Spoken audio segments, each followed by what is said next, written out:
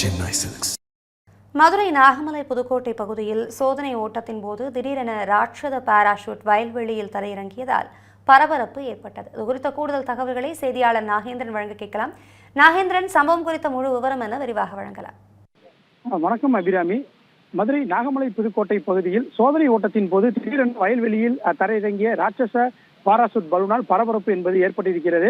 திடீரென காற்றில் பறந்து வந்த அந்த பலூன் வயல்வெளியில் இறங்கியதால் ஆச்சரியத்துடன் அதனை அந்த பகுதியைச் சேர்ந்த கிராம மக்கள் பார்த்து வருகின்றனர். மதுரை நாகமலை புதுக்கோட்டை அந்த வடபழஞ்சி அருகே இருக்கக்கூடிய அருகே வானத்தில் பறந்து வந்த அந்த ராட்சச பாராசூட் பலூன் திடீரென வயல்வெளிக்குள் இறங்கியதால் அப்பகுதியில் பரபரப்பானது ஏற்பட்டிருக்கிறது. தனியாருக்கு சொந்தமான ஸ்கை வால்ஸ் என்ற அந்த பாராசூட் பலூன் மதுரை பாலமேடு பகுதியிலிருந்து சுற்றுலா பயணிகளை ஏற்றிக்கொண்டு வானில் பறந்தபடியே மதுரையை அந்த சுற்றி பார்ப்பது போன்ற சுற்றுலா திட்டம் ஒன்று ஏற்பாடு செய்யப்பட்டு வருவதாக தெரிகிறது.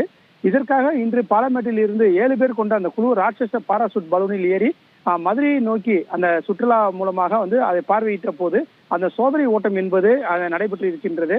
அப்போது காற்றின் வேகம் அதிகமானதால் பாராசூட் திடீரென அந்த வடபழஞ்சி அருகே இருக்கக்கூடிய வயல்வெளி பகுதியில் அவசரமாக தரையிறக்கியது.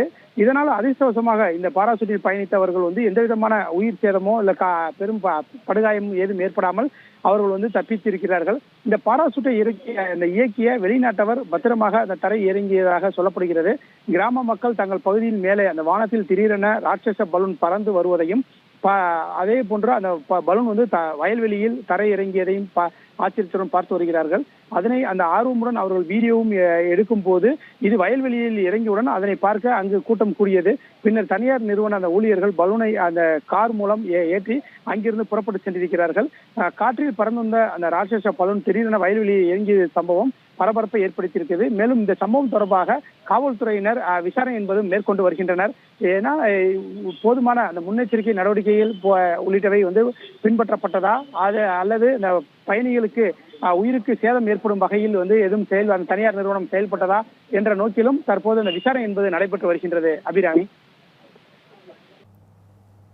தகவல்களுக்கு நன்றி நாகேந்திரன்.